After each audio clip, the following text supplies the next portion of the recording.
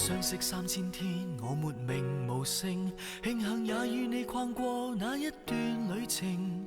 曾是日夜期待你施捨一點同情，這算是固執，做夢或太熱情。在世上沒有多少東西會盡如人意，多數將諷刺逐年成長。畢竟苦戀故事，我愛你，你扮作不知，完了吧，如無意外。